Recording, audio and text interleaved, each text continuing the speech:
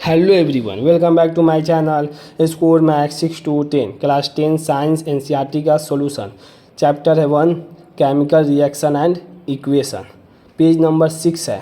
देख लीजिए, इसी में क्वेश्चन दिया रहता है, टॉपिक देगा फिर उसके बाद क्वेश्चन देता है एनसीईआरटी के बुक में और फिर लास्ट में एक्सरसाइज देगा, उसको भी सॉल्व करेंगे। पहले आपको टॉपिक समझा दें फिर आपको बताते हैं कि देखिए कितना ईजी है इसका क्वेश्चन। आफ्टरनून में मेरा अपलोडिंग टाइम है 12 PM to 1 PM। Question number 2 देखिए, पहला अभी बताएंगे आपको, कहेंगे दूसरा का कॉन्सेप्ट अभी क्लियर किए, इसी के आधारित पर क्वेश्चन है, मतलब इसी के बेस पे। Right the balance equation for the following chemical reaction. क्या नहीं, देखिए दो चीज़ यहाँ पर आपको समझा दी, केमिकल रिएक्शन एंड इक्वेशन।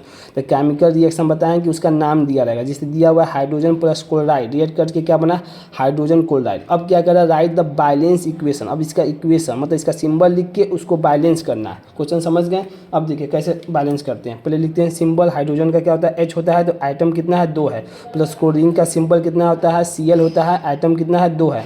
इस लिखें गैस के फॉर्म में, गैस के फॉर्म में HCl बना, हाइड्रोक्लोराइड बना, इस भी गैस के फॉर्म में बना। ठीक, ये सिंबल लिखिए, आपको 1 से लेकर 20 तक सिंबल या 30 तक सिंबल लिख देंगे।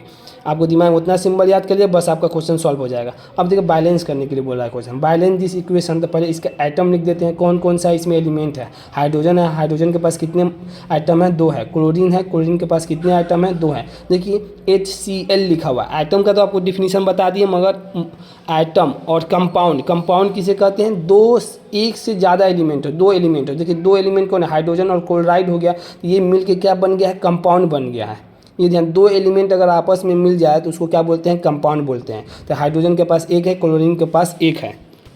अब देखिए हमें बैलेंस करना है, तो देख रहे हैं कि हाइड्रोजन और क्लोरीन के पास तो 2 मॉलिक्यूल्स है, ठीक, आइटम का, मगर इसके पास 1 है। अगर इन दोनों में ही 2 से हम मल्टीप्लाई कर देंगे तो क्या हो जाएगा, बैलेंस हो जाएगा। क्योंकि 2 इसमें भी हो जाएगा, 2 इसमें भी, और 2 से मल्टीप्लाई तो हाइड्रोजन यहाँ पर 2 हो जाएगा, क्लोरीन भी यहाँ पर 2 हो जाएगा। तो मल्टीप्लाई कर दिए तो कितना आ गया, 2 आ गया, तो 2HCl बन गया। तो यही क्या हो गया, बैलेंस इक्वेशन हो गया आपका। ठीक, इसके बाद एक टफ क्वेश्चन नहीं है, देखो उसका कॉन्सेप्ट और आपका क्लियर होगा।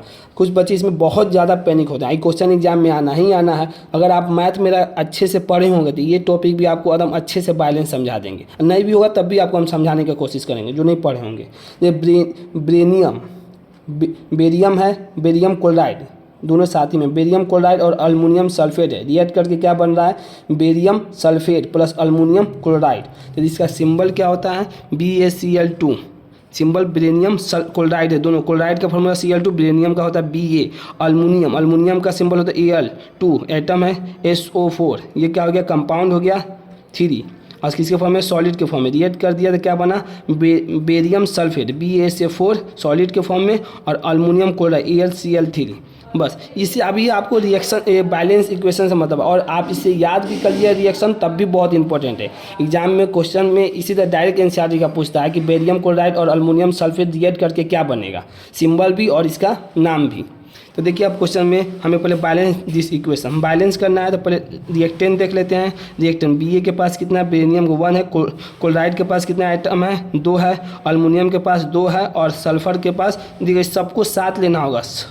सल्फर यहाँ पर लिखा है सल्फेट, अल्मुनियम सल्फेट है, तो इसको साथ, मॉलिक्यूल दोनों साथ में ही। यहीं पर देखिए बहुत ज़्यादा बच्चे घबरा जाते हैं, मतलब पैनिक होते हैं। देखिए आपको जैसे पहले उस तरह उतार लीजिए, सेम कॉपी करिए। Ba यहाँ पर रिएक्टेंट में प्रोडक्ट में क्या है, 1 है। क्लोरीन कितना है, कहेंगे सामने लिखना है तो क्लोरीन लिख दिए। क्लोरीन के पास एटम कितने हैं, 3 हैं। अल्मुनियम है तो अल्मुनियम के पास प्रोडक्ट में कितने हैं, 1 है, और सल्फर कितने हैं, 4 है। अब देखिए आपको क्या करना, मैथ का एक बेसिक नियम बताए थे आपको कि देखिए इसके पास 1 2 1 और 3 है, तो इसका एलसीएम ले लीजिए। कैसे एलसीएम लेते हैं, 1/1 हो गया, 1/2 हो गया, 1/2 हो गया, 1/3, बाई में सबको ले लेना है। तो इसका एलसीएम आपको पता है कितना आता है, 2 1 2 2, और वो मल्टीप्लाई कर दें तो 6 आएगा। कहेंगे सबसे डिवाइड होना चाहिए, 2 से ये भी डिवाइड होगा, 2 से ये भी डिवाइड होगा, 3 से ये भी डिवाइड होगा। इसका मतलब इसका जो एलसीएम लेंगे 6 ले लिए।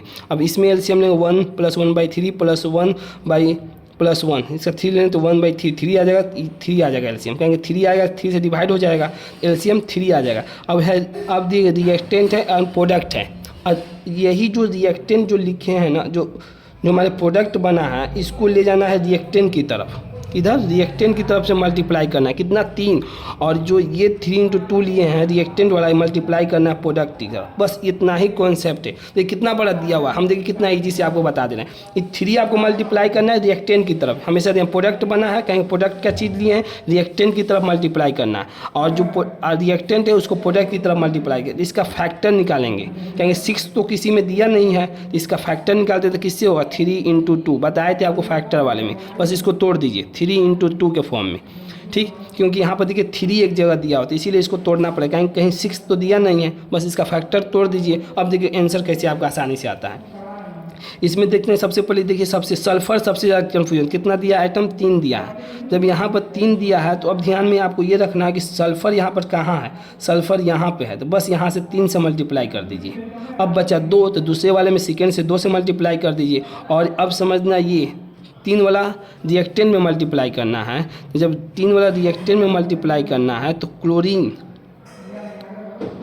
जब ये वाला आप मल्टीप्लाई कर दिए तो इसमें आपको मल्टीप्लाई करना है रिएक्टेंट में। देखिए इसमें तो मल्टीप्लाई कर नहीं सकते हैं, क्यों नहीं कर सकते हैं, क्योंकि 3 इसमें मल्टीप्लाई कर दिए हैं, क्योंकि ये वाला इक्वेशन को बैलेंस कर दिया है। अब बचा आपके पास दूसरा एक ही ऑप्शन मतलब ये वाला, बस यही इसी में आपको 3 से मल्टीप्लाई करना होगा। बस आपका देखिए इक्वेशन बैलेंस हो गया, चेक कर लीजिए। B3 है, ठीक, क्लोरीन 3 × 2 = 6 है, क्लोरीन 2 3 × 6 हो गया। अल्मोनियम कितना 2 है, तो यहाँ पर अल्मोनियम देखिए, अल्मोनियम 2 हो गया, इसमें मतलब 2 हो गया। सल्फर 3 है, सल्फर 3 है, इक्वेशन क्या हो गया, बैलेंस हो गया, बैलेंस बैलेंस इक्वेशन। बस यही समझना है, एक क्वेश्चन इसमें, बाकी आप अपने से सॉल्व कीजिएगा। और वीडियो पसंद आई हो तो इसे लाइक करें, अपने दोस्तों के साथ शेयर करें, चैनल को सब्सक्राइब करें। Thank you so much.